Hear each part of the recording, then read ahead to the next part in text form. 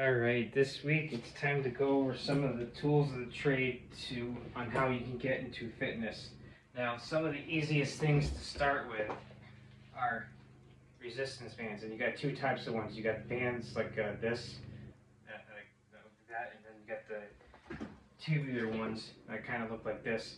Now, with them, you also want to get a door stopper so that you can put it in the door and then close the door in this door stopper, door anchor, so you can anchor it. And so these are the perfect things to some of the perfect things to start with, along with body weight exercises. So something like a pull-up bar. So now I don't necessarily need a pull-up bar, but because I got a bar back here to do pull-ups and everything.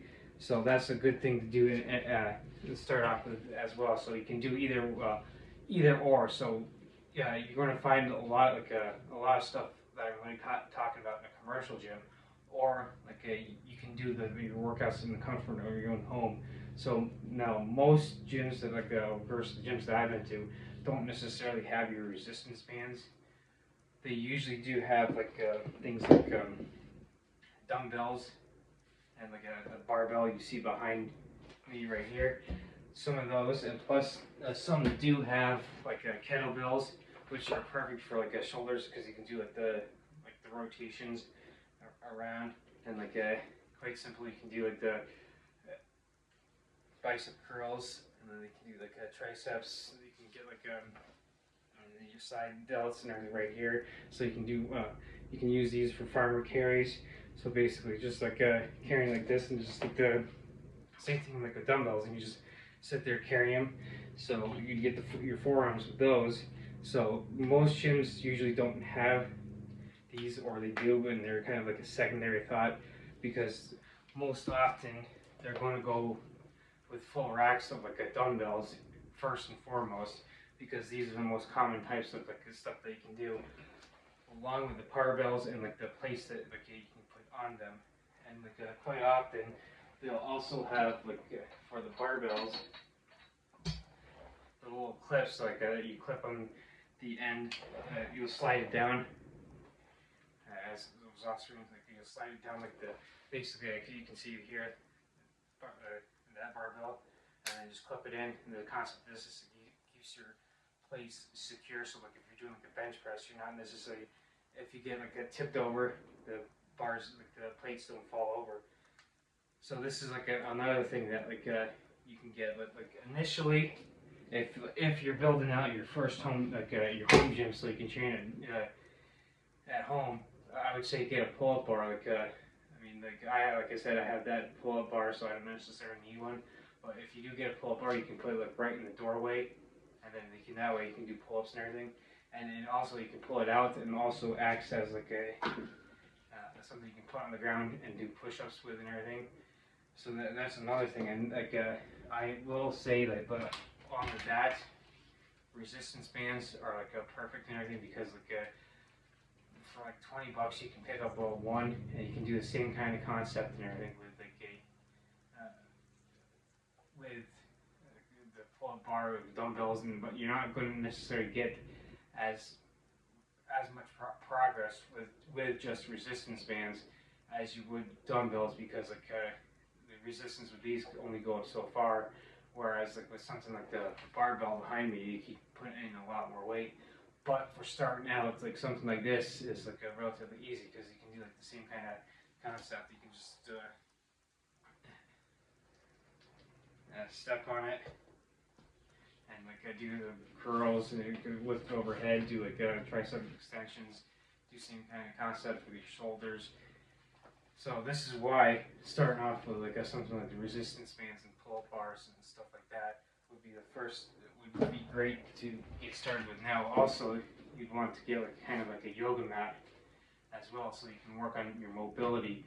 So for $100 and everything, you could quite easily get started with your own home gym and everything. Now of course this is a home coming from the home gym aspect, and with the commercial gym, you go to say Planet Fitness for $10. I mean, yeah, sure, it's good old Planet Fitness, and you got the long arm and all that BS and everything. But a gym is a gym, so for $10 a month, you're going to get access to a lot probably like tens, if not hundreds of $1,000s worth of equipment and everything. So now you obviously have to kind of make a decision like on like which way to go. I've done both and do both. So I have gone gone exclusively to a commercial gym. I have done going training exclusively at home. Now I kind of bounce between the two and everything depending on my schedule and everything. So it depends on your situation as well. So if you're someone who has no problem, like, okay, yeah, look, I'm gonna get started. I'm gonna go to the gym, and I'm completely fine being around people, and that way it gives me the opportunity to ask questions. So that way you can do that road. Now, if you're someone who does suffer from something called gym anxiety, where you go there and you feel nervous and anxious and you feel like you're being judged and everything, this is where the whole concept of a home gym comes in. So that way you don't necessarily have to go through that anxiety and oh man, people are judging me, I'm just starting out, they'll think I'm weak and they're gonna toot that and whatever. This is where the comfort of your own home comes into play with doing the home gym. So getting stuff like the yoga mat, you can, and like I said, spend like $100 or so and get started with the pull-up bar, the yoga mats, and maybe a resistance band or two. Now, another thing that you also want to consider too as well is getting something like a jump rope to get started for your cardio and everything. So and of course I got this one for $17, $18 and everything offline. So again for $18 for this, and then you get a resistance band for $20 like this, whatever. So there's basically $40 right there. Yoga mat, another $30-$40. You have the 70. You spend another 30 on a pull-up bar. So for $100, you get started, and all you need, and you would get all the basic needs that you would need to be able to get started and everything. Or like I said, I'll go back and touch on, you could spend $10 to go to a Planet Fitness or whatever, or maybe a 30, 40, maybe $50 to go someplace like the YMCA or something. So it all depends on where you're at and everything, and what you feel most comfortable with doing. Whether you're going to a commercial gym, or you want to stay at home, and in the case of getting that concept of gym anxiety. Now, if that's that latter part, if that's something that it does affect you, going to a physical gym, you might not necessarily have the people to ask questions like, oh, how's the correct way to do this curl, or how's the correct way to do this shoulder exercise. You might not necessarily have the people around you, but what you can do is go online, because there's a ton of videos that you can see, and a bunch of in a sense tutorials on how to do exercises.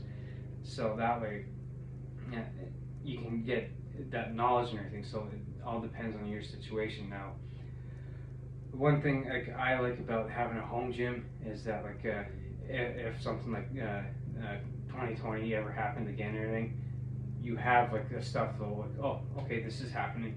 I have stuff that I can sit there and still get the physical fitness and everything in. So that's the advantage of a home gym, is in case stuff happens, or if you're, for instance, you might have a schedule for instance, you might live in one town and go to work to the town just south of you, and the closest gym is just north of you. So it wouldn't necessarily make sense to go to work and then bypass your home and go all the way to the gym in the town just north of you. So this is another way where a home gym comes in handy. Or of course, in another situations, if you do instead go north to that north town, town north of you, and the gym's there, well, it's quite easier to swing by, or depending on your schedule, oh hey, look, I want to be able to I get done work on a Friday, I want to go get groceries and stuff first before I get the workout in. Hey, home gym, I can swing by, get my groceries, then go home and work out. Or I've done that personally. Or I've also done, you know what, I'm going to get my workout done first and then swing by and get groceries and then go home. So I'm just kind of showcasing tools of the trade and kind of giving people ideas on on ways to kind of like an overview of looking at your situation and trying to give what's the best situation to be able to follow. So kind of showcasing tools of the trade real quick and kind of giving people ideas and which way would be best for you as an individual. And of course, as always, it depends on your individual situation and everything. So I'm just kind of touching upon the tools of the trade to kind of give you an idea real quick on which way would be best, and kind of give you an idea let me try this way, let me try that way, see which way is best for you. And being someone who has done both, you can't go wrong with either way. So it's a win-win situation no matter what you do as well.